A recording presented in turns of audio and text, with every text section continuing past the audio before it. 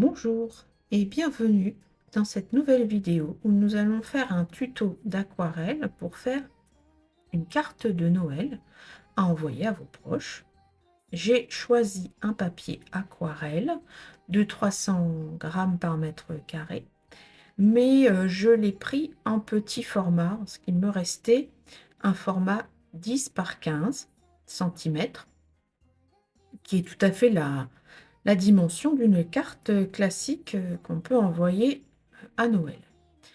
Alors, j'ai choisi une composition en carré. Là, donc ça me permet d'avoir 6 carrés à remplir avec des éléments de mon choix. Et ce qui va me permettre d'avoir une composition harmonieuse.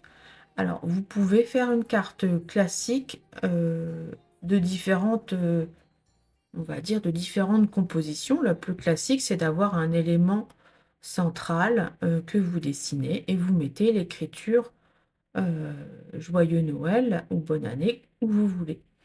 Vous pouvez mettre un seul élément, cet élément central, en bas à gauche ou en bas à droite en fonction, ou le centrer un peu, c'est vraiment de votre choix.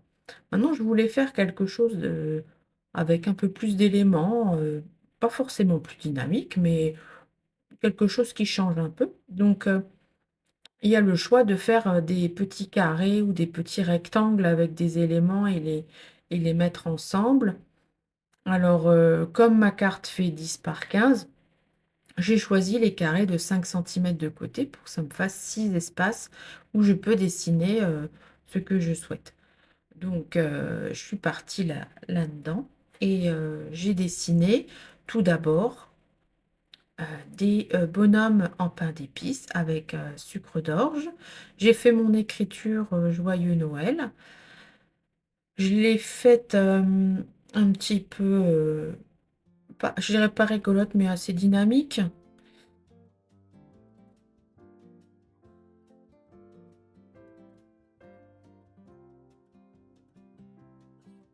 We wish you a Merry Christmas. We wish you a Merry Christmas. We wish you a Merry Christmas. Et puis je fais des boules de Noël. Donc, vous voyez que comme gabarit, je ne prends pas de compas, je prends un objet. Là, c'était une petite bougie, mais ça pouvait être un bouchon de bouteille ou un rouleau de scotch, ce que vous avez sous la main pour faire un rond à peu près correct. Pas la peine qu'il soit parfaitement rond, sauf si vous le souhaitez. Moi, je ne souhaitais pas qu'il soit parfaitement rond, mais il est suffisamment bon. Alors, je choisis aussi de faire sur la case que vous voyez là, un petit sapin pour rappeler Noël. Donc, tous ces éléments, je vais répéter, sauf le sapin, je vais répéter ces éléments pour faire quelque chose de d'harmonieux et de pas trop chargé. De même que on peut se perdre en ayant beaucoup de couleurs, on peut se perdre en mettant beaucoup d'éléments les uns avec les autres. Alors, il y a une chose aussi, c'est que je n'oriente pas les éléments parfaitement droits sur ma feuille. Je fais en sorte que le sapin aille un petit peu vers le bord de la feuille, une légère courbe pour que ça change. Les boules, pareil, il y en a une qui va d'un côté, l'autre qui va de l'autre. Et puis pour les bonhommes en pain d'épices, ce sera la même chose. Celui du haut, je vais le redessiner tout à l'heure parce qu'il ne me convient pas. Vous le verrez.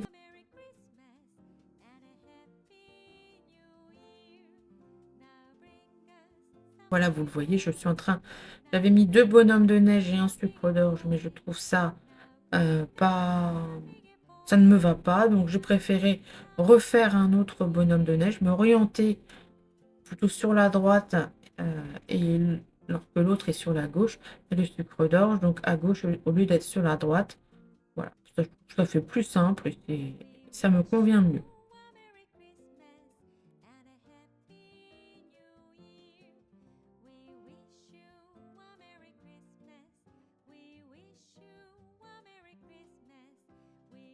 Maintenant que les éléments que j'ai dessinés me vont, je ne tiens plus à faire de modifications et donc je passe à l'ancrage. Donc j'utilise un feutre donc waterproof, résistant à l'eau, parce que je vais peindre ensuite à l'aquarelle. Donc j'utilise un feutre qui ne va pas baver dès que je vais mettre mon aquarelle au-dessus.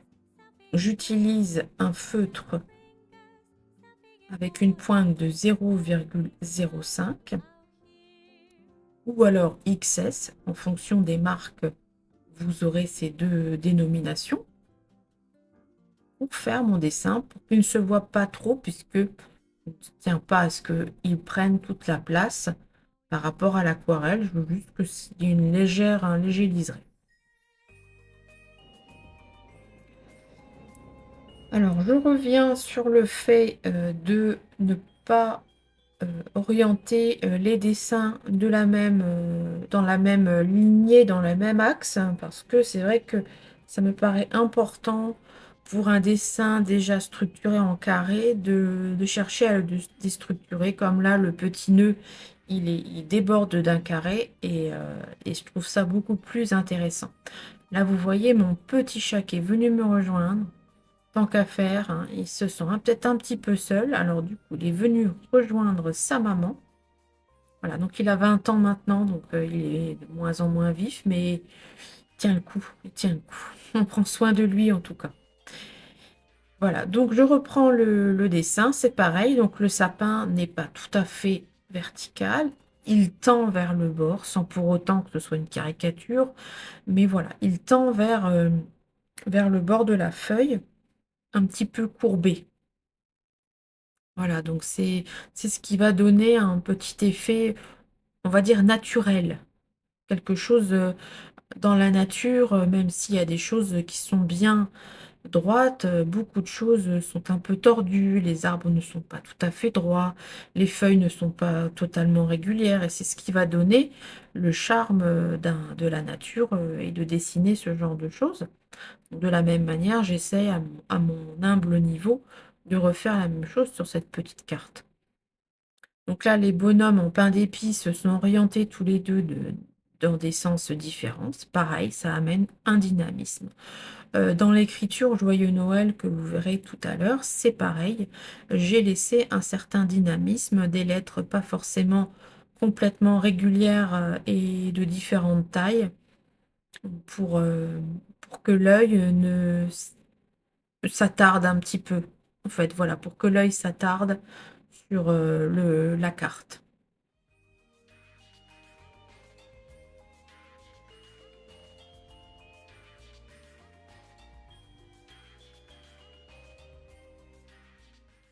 En ancrant mon dessin, j'en profite pour augmenter un petit peu la taille des sucres d'orge ou des bonhommes en pain d'épices, de façon à aller vers les bords du carré, à essayer de déborder légèrement, justement, toujours dans la même optique qu'à partir du moment où j'ai une structure de composition très stricte, eh bien, je vais tout faire pour faire déborder le dessin et amener un dynamisme. Voilà, on est toujours dans une carte dynamique et ça reste vraiment le leitmotiv de cette carte, c'est-à-dire de chercher à déborder du cadre et de chercher à,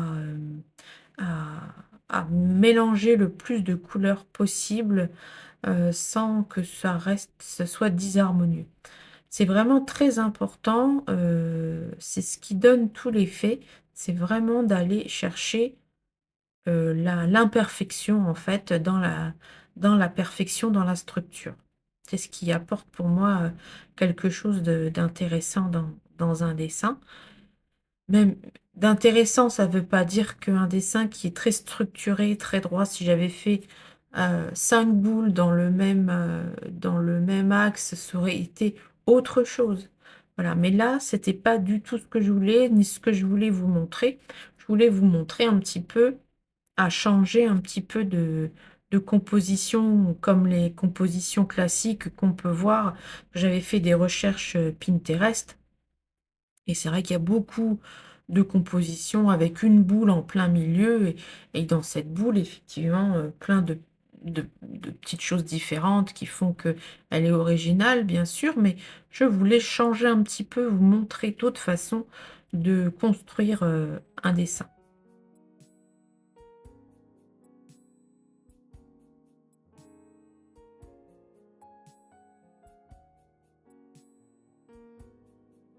Donc là, je cherche un autre stylo parce que en fait, j'utilise mes stylos jusqu'à la fin et les feutres, leur mine ont tendance à prendre l'âme assez vite, mais j'essaie de l'utiliser vraiment jusqu'à temps que l'encre ne soit plus là ou que la mine soit complètement, invisible et que je ne puisse plus écrire avec. Donc c'est vrai que par contre, pour les vraiment vieux crayons, je vais comme ils marchent mal, je vais les utiliser à des dessins où ça ne demande pas une précision de trait parce que, sinon je vais avoir des endroits où ils vont, bien écrire et d'autres où il y aura des trous parce que l'encre n'aura plus été là. Donc, voilà. Donc là, j'ai changé de stylo, il marche un peu mieux, mais il est toujours dans la même dimension que ce que je vous avais dit. Donc vous voyez que je fais un grand N forcément, mais je fais un petit O et un plus grand E et à peu près un L de la même taille, mais pour, changer un petit peu et apporter un peu de dynamisme.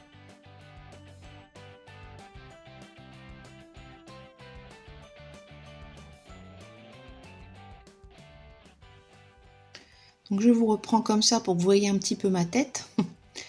Maintenant nous allons attaquer tout ce qui est aquarelle. Donc j'essaie de commencer par le sapin, pour avoir une idée du vert, que ça fait, pour ensuite harmoniser mes autres couleurs avec.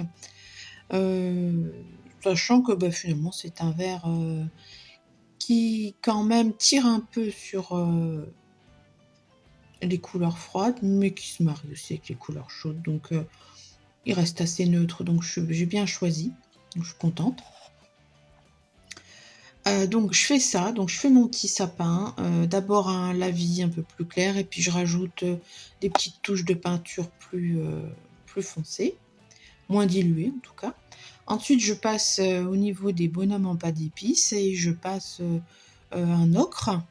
Je vous donnerai les références des peintures tout à l'heure. Et dans la barre de description, plutôt. Dans la barre de description parce que je sais pas si je les ai complètement toutes, hein. Enfin bon, c'est un ocre et puis, donc pour faire, la couleur du gâteau, le pain d'épices et puis je vais rajouter ensuite, un peu de sépia pour faire comme s'ils étaient, bien caramélisés, un petit peu brûlés, tout ça. Voilà, donc ça c'est je commence donc, par ces couleurs-là qui sont, quand même, différentes l'une de l'autre puisque comme je vous dis le sapin tire un peu vers les couleurs froides et le bonhomme pas d'épices, bah, c'est le principe c'est qu'il soit dans une couleur chaude. C'est pour ça que je voulais un petit peu voir ce que ça donnait parce que c'est les couleurs pour lesquelles j'ai le moins de, je suis moins sûre de moi, quoi. Donc voilà, quoi.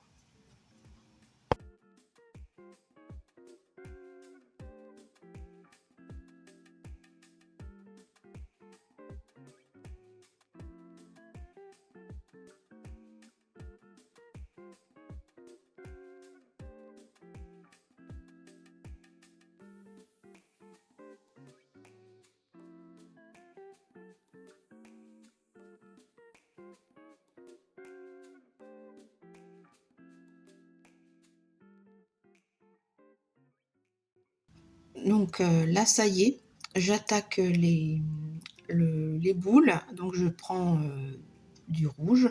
Je prends deux rouges. Je prends un rouge un peu orangé, chaud, et je prends un rouge un peu plus rosé. C'est pas énorme, ça se voit pas énormément, mais ça va se voir au résultat final. Parce que par exemple la boule en bas que je suis en train de faire, je vais plutôt aller vers ce rouge orangé dont je vous parle pour avoir un rendu un petit peu plus chaud. Et la boule à côté du sapin, je vais la mettre dans ce rouge un petit peu froid qui va me permettre d'harmoniser avec le sapin. Parce que sinon ce sera trop chaud par rapport au sapin. Voilà, donc vous voyez, ce rouge-là est un petit peu plus froid. Voilà, c'est vraiment des nuances de pas énormes, mais ça va vous changer le dessin si vous réfléchissez en termes de chaud ou froid. Et même si mon vert est assez neutre, c'est bien de changer un petit peu. Alors là, je fais une pointe de bleu pour faire les ombres dans le rouge. Vous voyez, on voit la différence des rouges là. Je fais une pointe de bleu pour faire un peu un ombré et ça va me permettre à nouveau d'harmoniser avec le sapin parce que ce sera quelque chose d'un peu plus foncé. Je regarde un peu les deux caméras parce que j'ai la vidéo qui défile là et je vous ai là de ce côté, donc du coup, voilà. Donc là maintenant, j'utilise toujours ce rouge orangé pour faire le rouge des sucres d'orge.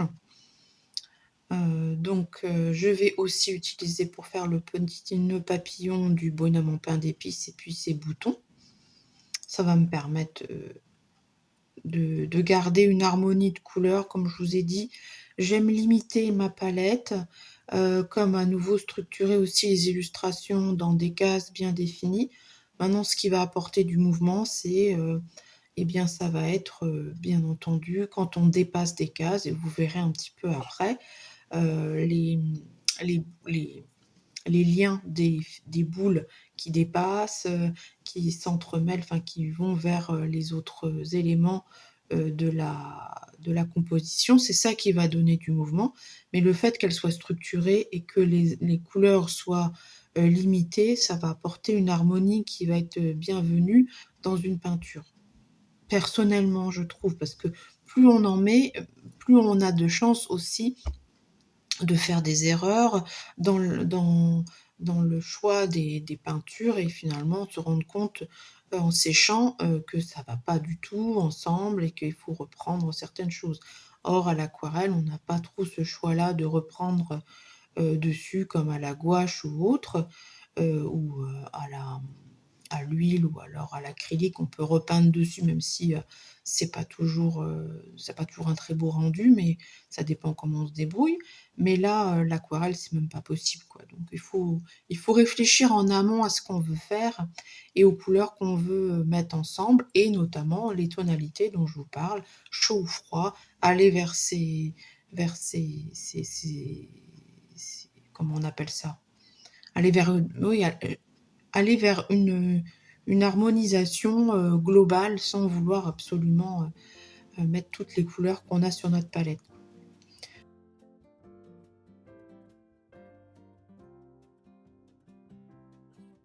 We wish you a Merry Christmas. We wish you a Merry Christmas. We wish you a Merry Christmas and a Happy New Year. We wish you a Merry Christmas. We wish you a Merry Christmas. We wish you a Merry Christmas and a Happy New Year. Good tidings we bring to you and your King. We wish you a Merry Christmas and a Happy New Year. Now bring us some figgy pudding. Now bring us some figgy pudding. Now bring us some figgy pudding. Now Alors je remets du vert sur les yeux et sur le nez de mon bonhomme pour apporter cette petite touche qui va rappeler le sapin. Voilà. Et j'ai mis aussi du vert sur le comment on appelle ce qui attache la boule. Là, je vous avais parlé d'harmonisation. Donc on continue. Alors justement, moi je voulais mettre des petits flocons.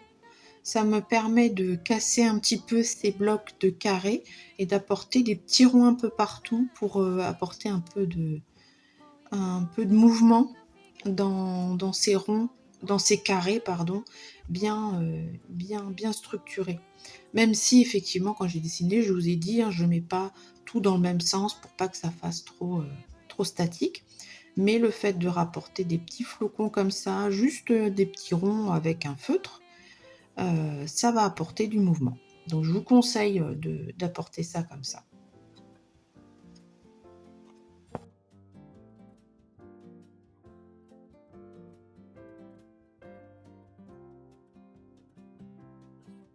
We wish you a Merry Christmas.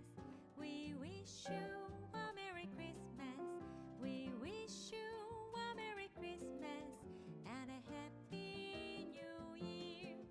We wish you a Merry Christmas. We wish you a Merry Christmas. We wish you a Merry Christmas and a Happy New Year. Good tidings we bring to you. Donc on arrive maintenant aux dernières touches de ma carte de Noël. Je vais faire des touches de blanc et je vais utiliser de la gouache.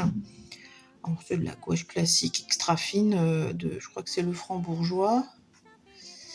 Oui, c'est le Franc-Bourgeois, je vous la montre. Je ne sais pas si vous voyez bien. C'est peut-être à l'envers, je ne sais pas, je regarderai.